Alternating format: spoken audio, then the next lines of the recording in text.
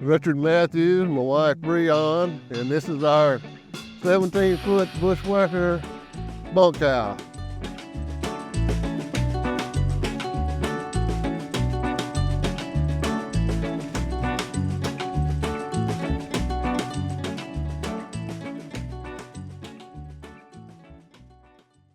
We added a toolbox and put these are kayak covers that go in there.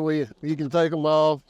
So that gives you a vent for your battery, but you can also access it. All right, it gives you that, and if you want to, you can take some of this out and put a generator in there and run it if you want to close it up. Oh, you could run a generator in here. So you got two batteries in parallel. I see you have an Anderson disconnect. Your propane's in there.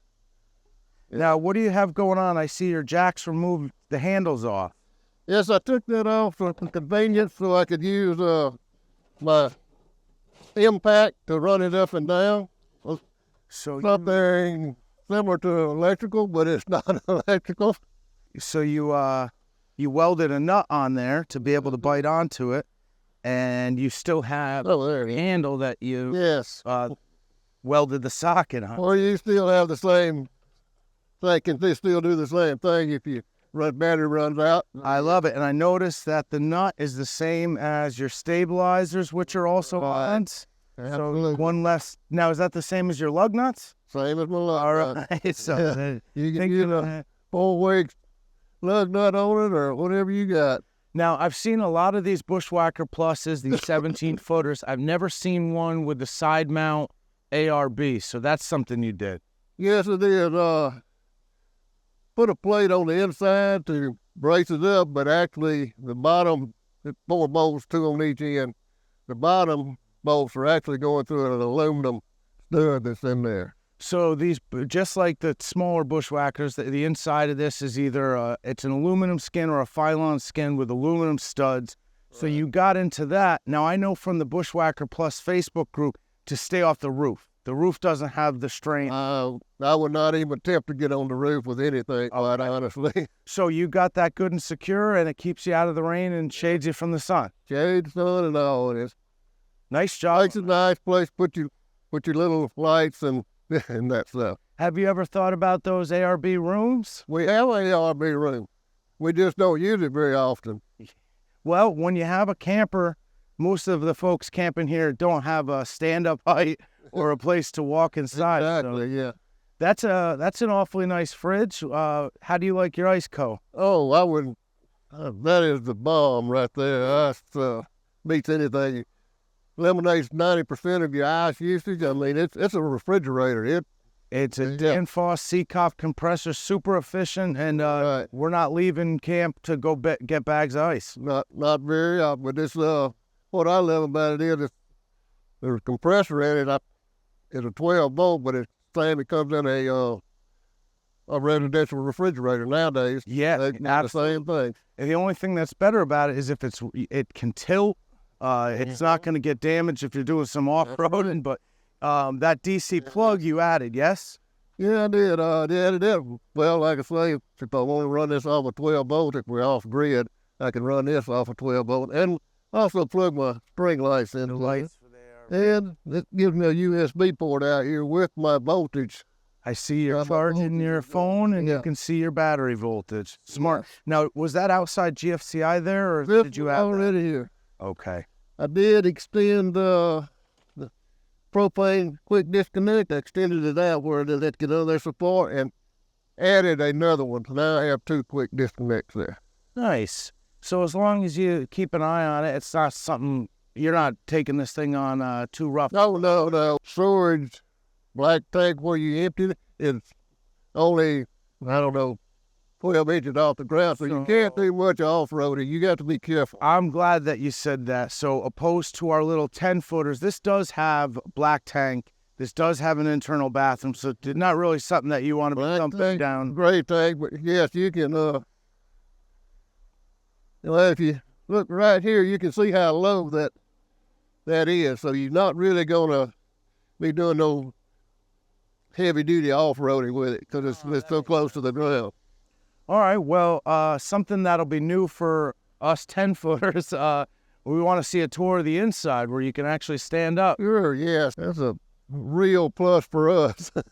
This only came with the one step, so you were stepping out to right here, and then you had a big step, and we added the 2 steps, which really makes it convenient and nice. Nice. Was it bolt-on? Yes, it actually, came from Amazon, but it was a direct bolt on it. I was surprised. When I got it, I didn't actually plan it, but it You didn't turned, have to fire up the welder for that. it turned out really nice. Yeah. Inside this 17-footer, 17BH, we have bunk beds on the end. Beds. We have a microwave, sink, air conditioner, which is looking really nice right now. You do have an AC refrigerator. No, this is actually a 12-volt. That's a 12 volt. Does it do propane or no? No, just strictly 12 volts, no propane, just 12 volts. It's just a straight 12 volt, like the ISCO almost. But Now, you do have a bathroom that has a shower and a toilet. Now, this is what I was asking about last night, and I was wondering if Braxton Creek had fixed it. A lot of folks were having trouble with some delamination here, but it looks like yours is in great shape. yeah, we hadn't had the problem yet, but I know what he's talking about. I've seen a lot of people talk about, so as they use it, they have to re-glue it and put it back on. Is this something that you've used much or not yet? No, we don't use it hardly at all. Most times we use the facilities at the campground. Me too. And it has an outside shower also. Now, I don't think it came with textured 111. What is this? I put that on there to cover the vent up to help keep the cooling in here with the AC. We only use AC. We very seldom ever. Oh, very nice. This, So you cut it well, and you could always remove it. right. I did? very easily remove. So you're a shore power generator type of camper. You're not doing too much. Yeah, I am not a rough it too much. No, My convenience is. I'm enjoying the fact that I'm standing up inside a Bushwhacker. I'm not used to that. So I see you have a little flat screen. Does this seating area turn into another bed? Yes, this turned into a queen size bed. Oh, so this would technically be like the master side. Mm-hmm. And then this one over here is for the kids and the grandkids. Yeah, actually that's where we sleep, but that's what it's made for. And if you look, I got a TV at the foot of that bed too. Oh, no kidding. Yeah, same one as up here. Very nice. Now, how did you run your 12 volts to that? Well, see, those are actually LG smart TVs. They came from Best Buy, I believe. So they're AC TVs. They are AC, but they're actually run off a 19-volt DC. So I put a step-up transformer on them. Yeah. So that they will run. Well, this one will run off either AC or DC. That was strictly DC. So as long as you get your hot pin right and the shroud is neutral and you're off to the race. So this ain't your first rodeo playing with electronics. If you wire them in directly like I got to the 12 volt, you need an off-on switch because even though the TV is off, it still draws voltage. I talk about this a lot, and people don't understand phantom draw, parasitic draw. This little radio here is like, I put a switch on mine because it's the style that comes in cars. Even when you hit the off button, it still draws wattage if you put. Yeah, it appears to be off, but actually something's still going on in there. So this is really impressive. It's nice to have a simple, affordable camper that has everything you need, nothing fancy. But my favorite part of this whole thing is that you've had an excellent experience.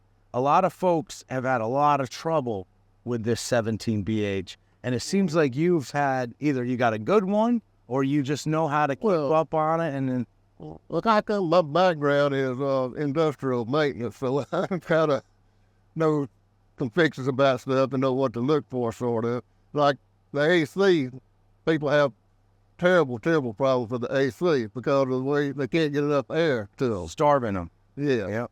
And my 2 vents came down, they were 3 inch, I think, or 2 inch, came down almost all the way to the top of the unit, which was about 4 inches. It didn't need it. After I cut them off flush with the roof, it started working. Moving your flow, your feet, and more CFM. And the fix I see a lot of people doing is putting a whole different roof vent on. Yeah, but I didn't. Well, I hate to mess with that roof. Some of the best maintenance men know not to cut roofs. And a lot of people mount their TVs to the wall and swing out. We don't. Ours, we just unplug it, lay it on the bed there, and it rides fine. That way I don't like putting holes in the wall or anywhere I don't need to. Nice. Now, do you do much cooking inside? Or No, very little. Only if the inclement weather. But other than that, strictly outside, and just because I enjoy it more. I enjoy it more, and the first time you try to cook some fish or something, you can't. Oh, yeah, it's bacon. Yeah, you don't want to do Yeah. that for a while. All right, well, we'll head back outside, but this looks like a very comfortable, very purpose, just what you need, and I'm impressed. Thanks much, yes. So as I was looking underneath your camper, I see the extension hitch. I know those are good for lowering your rear tailgate. They're good for when you're backing up, it changes your ankles. But you're driving with a 2500, right? Exactly, yeah. So it doesn't affect the pulling ability or putting the weight on the truck or anything. There's quite a tongue weight capacity. Yeah.